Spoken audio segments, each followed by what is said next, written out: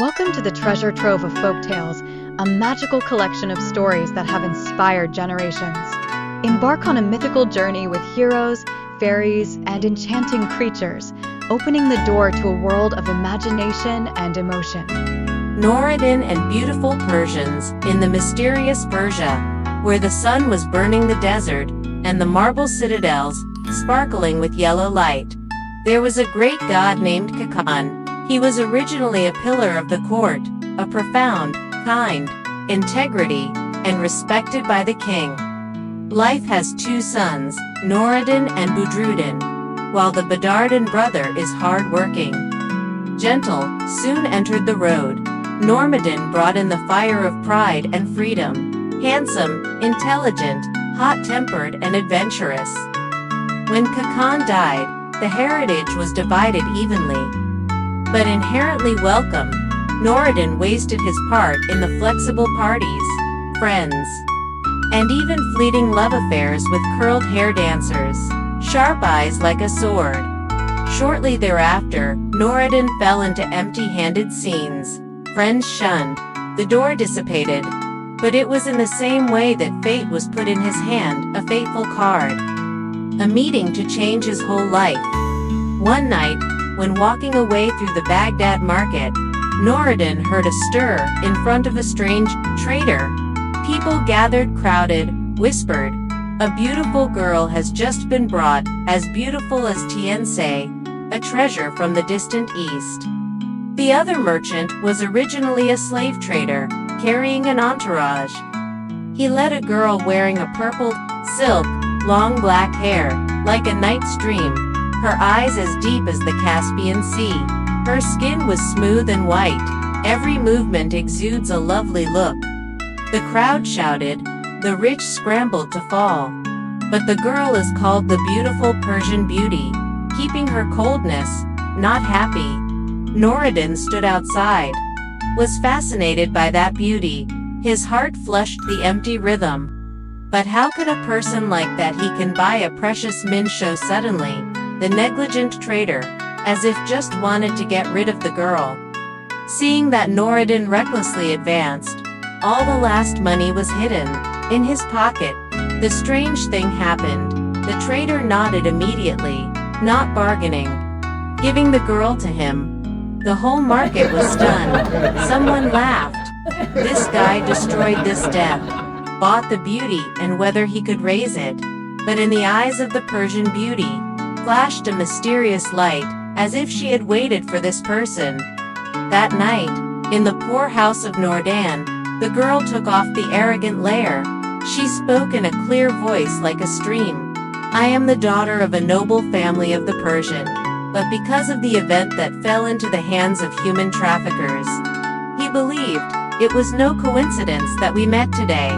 Noureddin was surprised, then used those slender hands. The fire flared up. In the following days, they lived as husband and wife. Although poor, small roofs filled with laughter, Persian beauty, with ingenuity, tenderness, turning every frugal meal into a party of love. Soon, she was pregnant. Noureddin, from extravagant, gradually became mature. But the risk is constantly lurking. The news of her great beauty landed to the king of the King Baghdad. The king was wild, immediately sent troops to find out. When she knew she was now with a poor guy named Noureddin, the king was jealous. He ordered, "Bring that girl to the bow." If Noureddin's name dared to resist, beheaded his head. The soldiers came. The beautiful Persian beauty hugged the belly. Trembling, Noureddin was angry, withdrawing the sword to risk his life. But she grabbed his hand urgently. "Please don't. I don't want blood. If the fate ties into the palace, he believes, this heart will always belong to him." Being oppressed, she could only give Noureddin a piece of embroidery towel. Soaked in tears. Since the moment the beautiful Persian beauty was escorted into the palace, the heart-to-heart heart broke into thousands of pieces.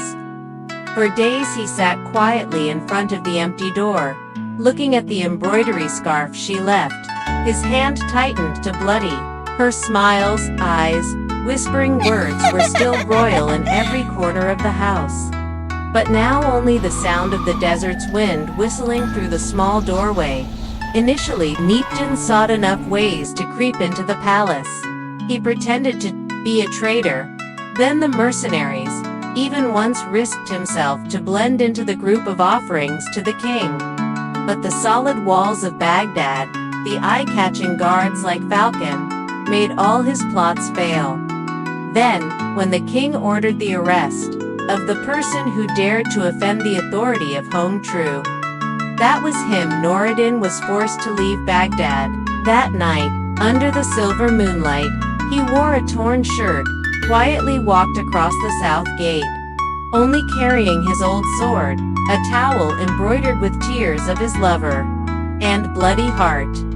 He went forever, went through the vast sand strips, where the darkness drooped like a black curtain. The wind blew the dust, each small grain on the flesh. Many times, Noureddin collapsed, thirsty and dry his throat. But whenever he was about to faint, he heard in the wind like a call, "Noureddin, don't give up, I still wait." That was her voice, and he got up again, moving forward. On the third day, when the foot was numb, Noureddin met a motorbike. They let him drink water, divided by little bread. He asked to follow, and the group took him to Basra, a bustling city by the sea. In Basra, Noureddin found work. During the day he worked as a porter at the docks, and at night he slept under the market awning. One day, while carrying goods, he heard a cry for help from a narrow alley. Running towards him, Noureddin saw 3 robbers holding an old merchant, trying to snatch a treasure chest. Without thinking much, he drew his sword and rushed in. A melee broke out amid the flickering firelight. Noureddin, though hungry and tired, fought like a cornered tiger.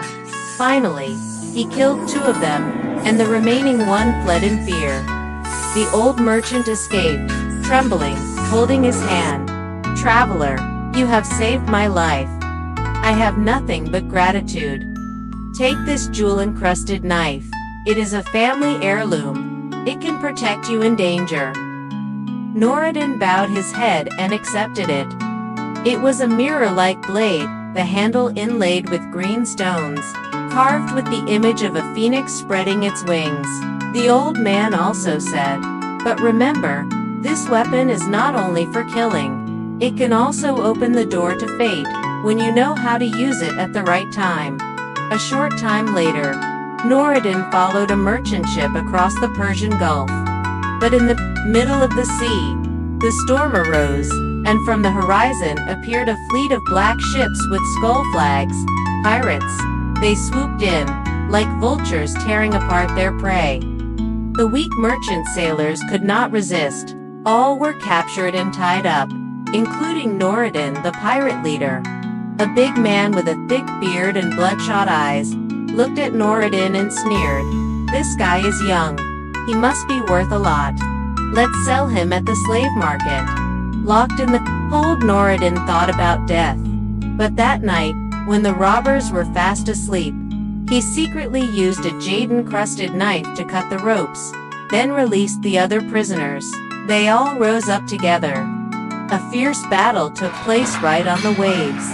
Under the moonlight, red blood stained the deck. Finally, the robbers were defeated. Many fell into the sea. The merchant captain embraced Noureddin, calling him the benefactor of the sea. In gratitude, he gave him a bag of gold and suggested, "Go to Persia. There are many opportunities, and who knows, your destiny may await." On the way to Persia, the group passed through a dark forest. At night, they lit a fire to rest. Suddenly, Noureddin heard the faint sound of a flute, as if coming from another world. He followed the sound, and found an old hermit sitting on a rock, his long robe faded, his white beard fluttering. The hermit looked at Noureddin intently, as if he knew. "Oh traveler, I see a dark cloud covering your destiny. You will still pass through blood and tears, but do not fear. From that very storm, an everlasting flower of love will bloom. Saying this, he handed Noureddin a bag of spices, saying, "When the fire of trial flares up, burn it. The scent will guide the way to truth." Then he disappeared into the mist, as if he had never existed.